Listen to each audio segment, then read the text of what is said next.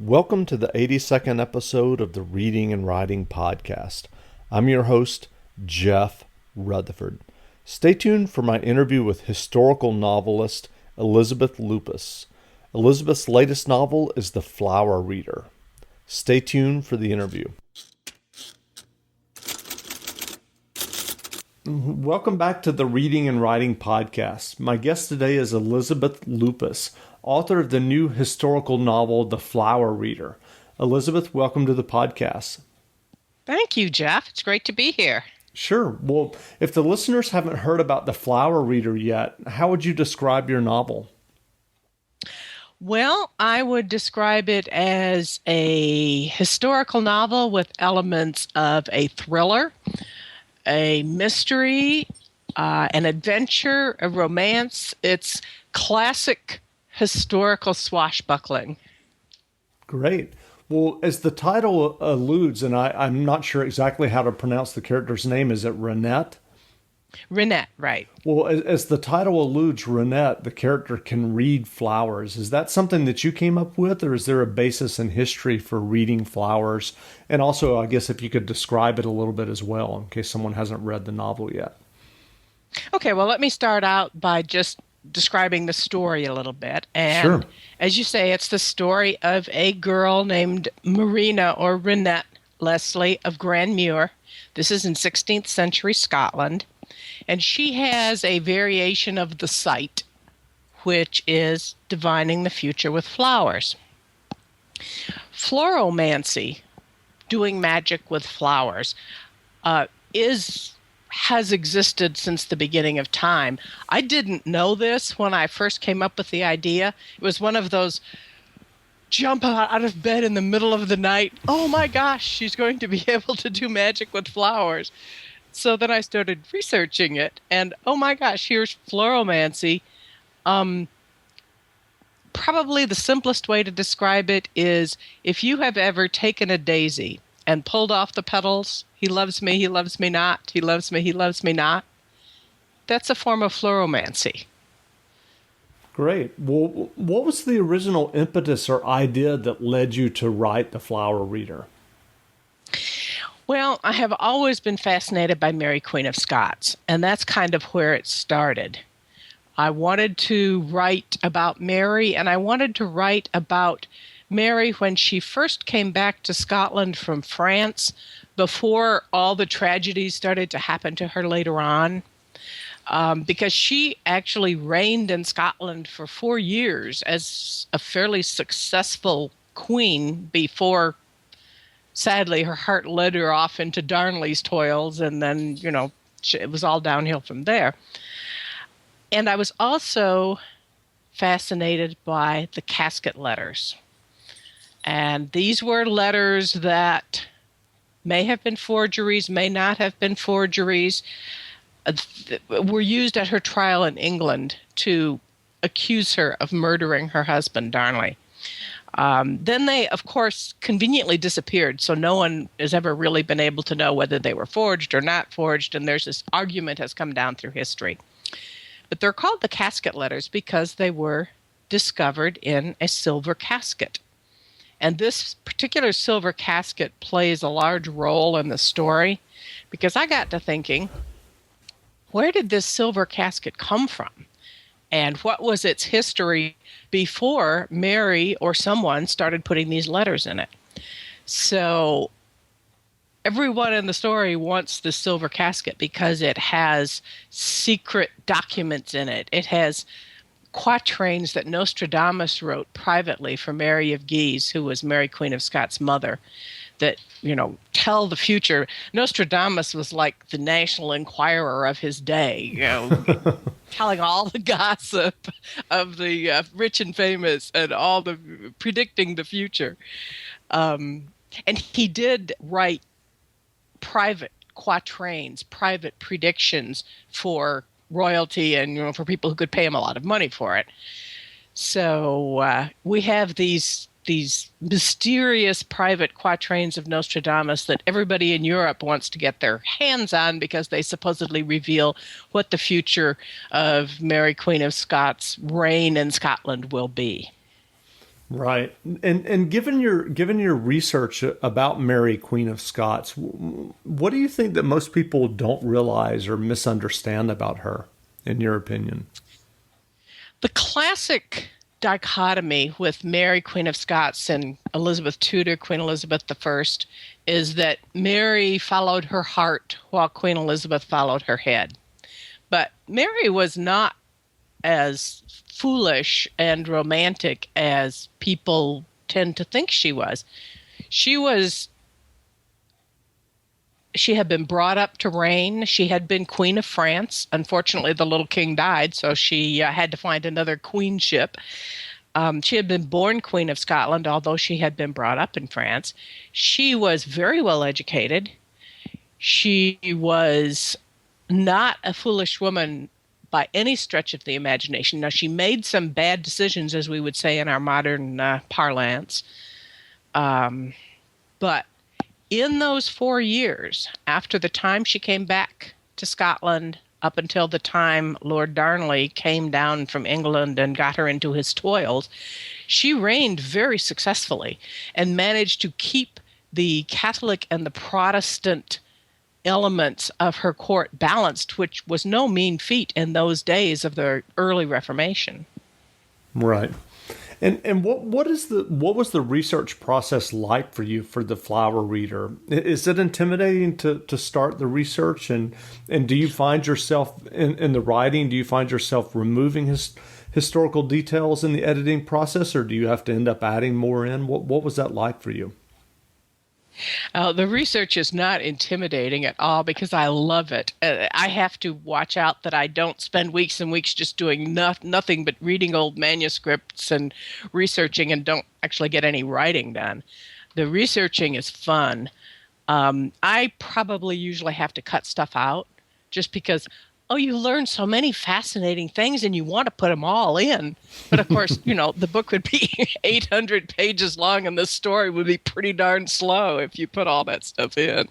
Right, right. And what was the path to publication like for you initially? I know you had an earlier novel published, The Second Duchess. Have you always wanted to write, and what led you to writing The Second Duchess, and how easy or hard was it for you to find an agent and then a publisher?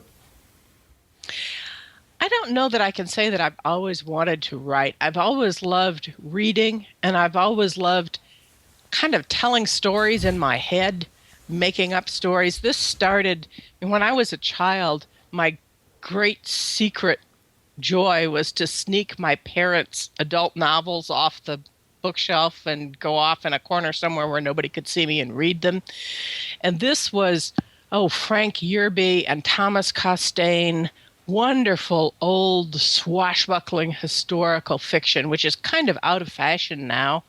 But I just loved it and loved making up stories in my head that might fit in those worlds and those times. I did have another couple of careers in there while I was just spending all my storytelling time reading. But I was tutoring a high school student through an essay on Robert Browning's My Last Duchess. And every senior in high school in the United States reads My Last Duchess and probably writes an essay on it. And it just suddenly struck me as I was reading. I don't know if you're familiar with the poem, but the Duke is talking about how he silenced and got rid of his first Duchess, and he's talking to an envoy arranging a marriage to a second Duchess.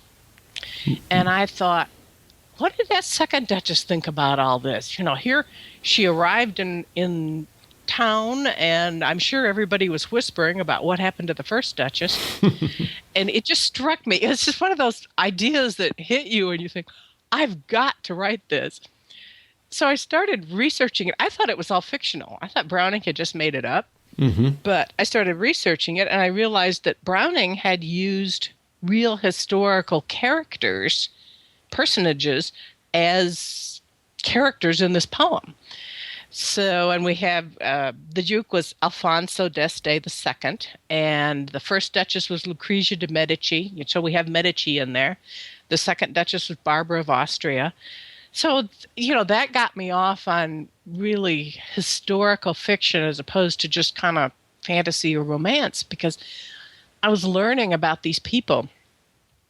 So I wrote that book.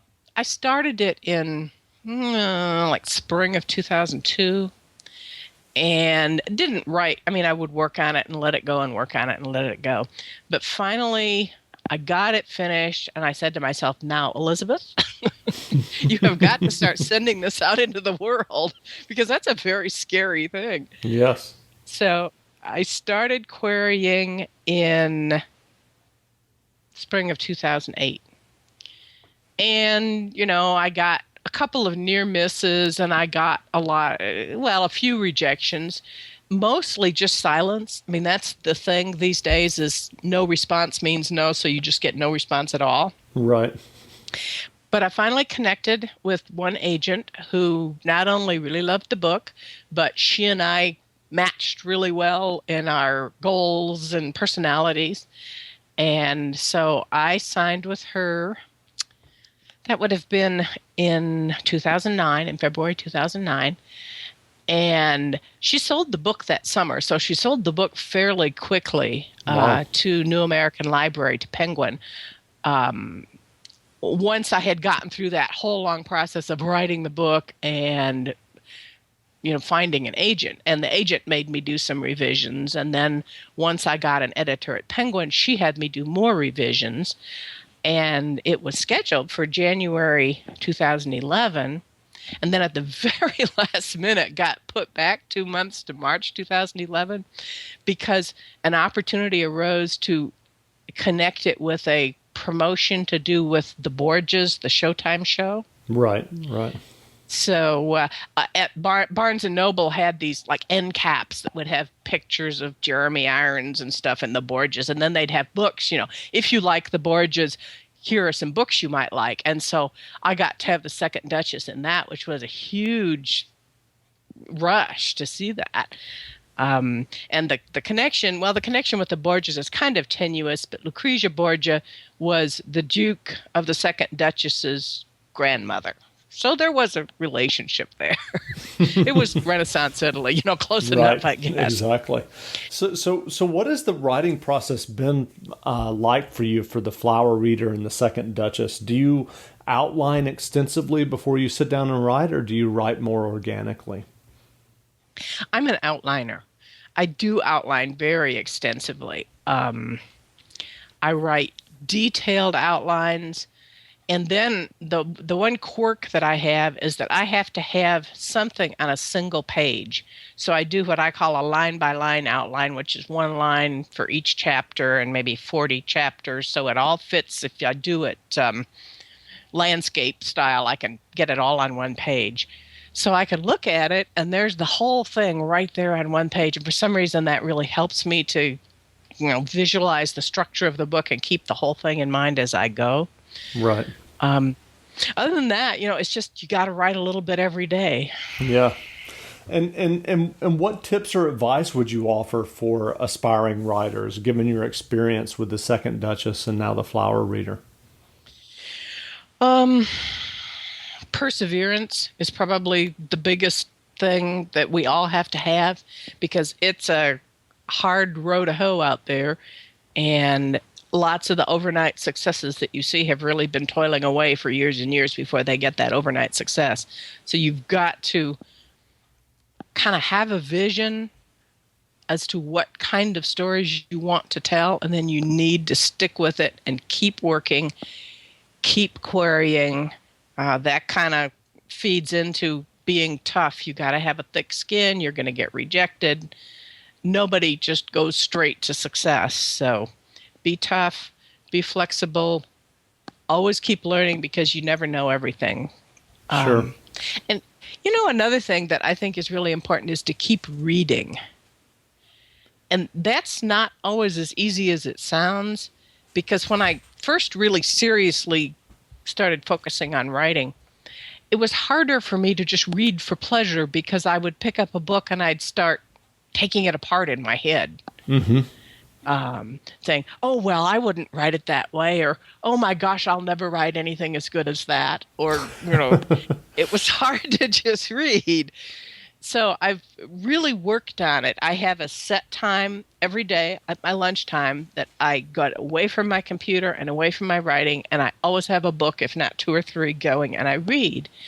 And I read old stuff, I read new stuff, I read classics, I read research books, whatever, but I read. And you have to keep, I think it helps. It fills the well. It keeps your mind fresh, and especially making an effort to keep up with all the new stuff, keeps you aware of what's going on out there in the world.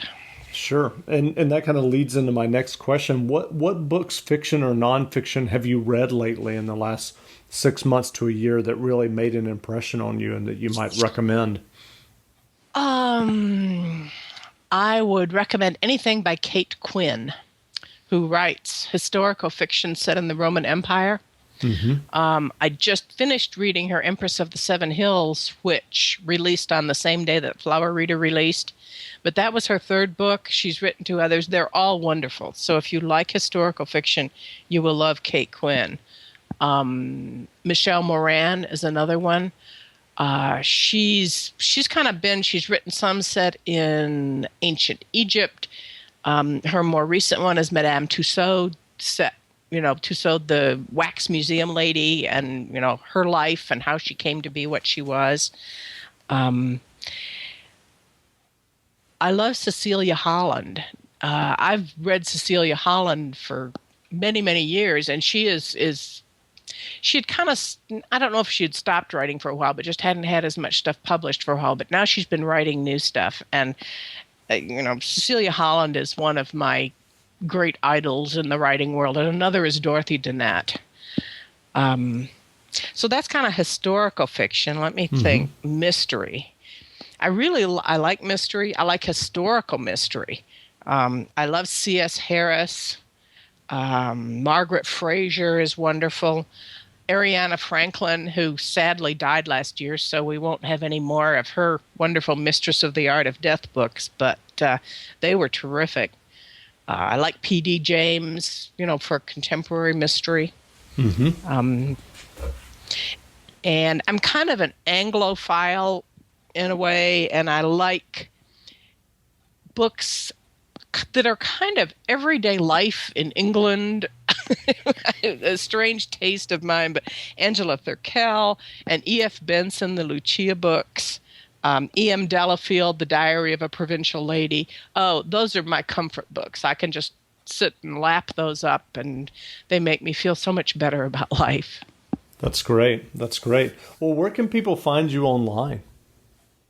They can find me at ElizabethLoupas.com. Great, and I'll have a link to that in the show notes as well. Well, again, we've been speaking with Elizabeth Loupas, author of the new novel, The Flower Reader, available in bookstores now or as an ebook. Elizabeth, thanks for doing the interview. Well, thank you very much. It's been a pleasure. This is my very first podcast. Well, great. I'm glad you were able to do it. So I've enjoyed it.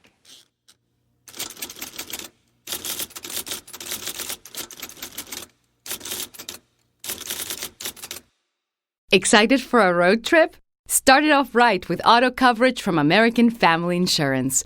J.D. Power ranked us #1 in customer satisfaction with the auto insurance shopping experience among mid-size insurers. Get a quote at amfam.com. American Family Insurance. For J.D. Power 2021 award information, visit jdpower.com/awards. American Family Mutual Insurance Company, SI and its operating companies, 6000 American Parkway, Madison, Wisconsin.